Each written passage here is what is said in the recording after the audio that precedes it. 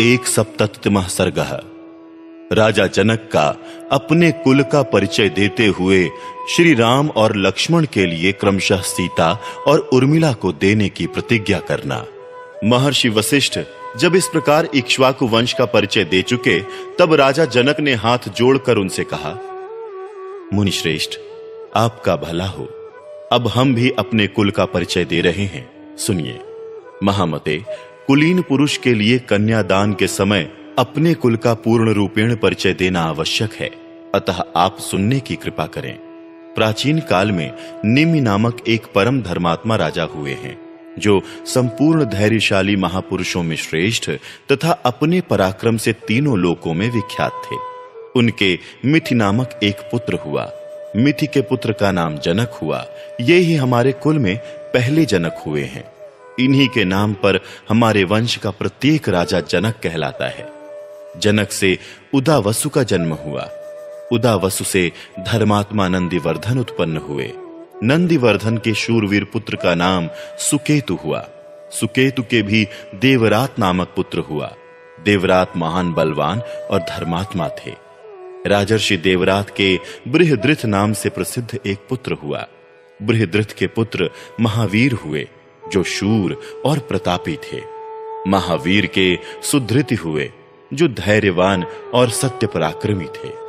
सुधृति के भी धर्मात्मा धृष्टकेतु हुए, जो परम धार्मिक थे।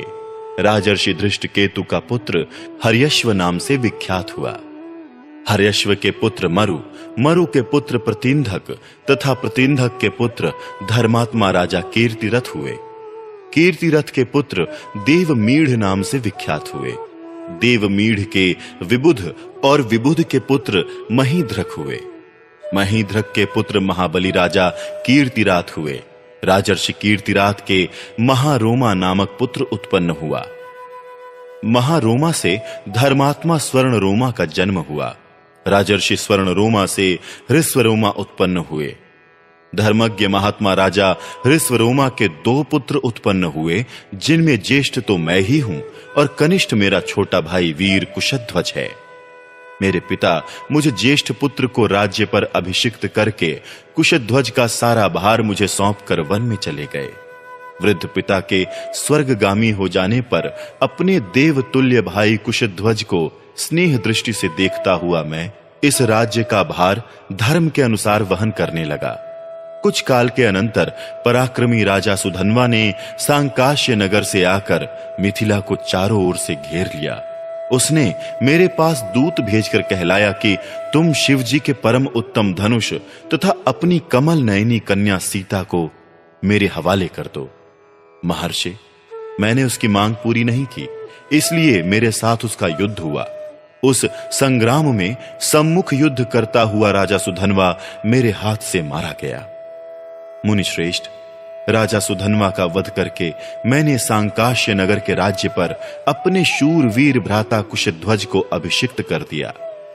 महामुने, ये मेरे छोटे भाई कुशध्वज हैं और मैं इनका बड़ा भाई हूं। मुनिवर, मैं बड़ी प्रसन्नता के साथ आपको 2 बहुएं प्रदान करता हूं। आपका भला हो।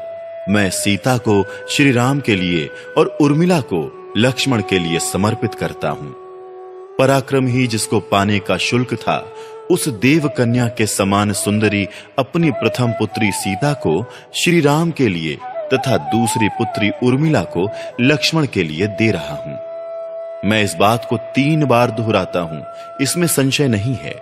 मुनि प्रवर, मैं परम प्रसन्न होकर आपको 2 बहुएं दे रहा हूं। वशिष्ठ जी से ऐसा कहकर राजा जनक ने महाराज दशरथ से कहा, राजन, अब आप श्री राम और लक्ष्मण के मंगल के लिए इनसे गोदान करवाइए। आपका कल्याण हो।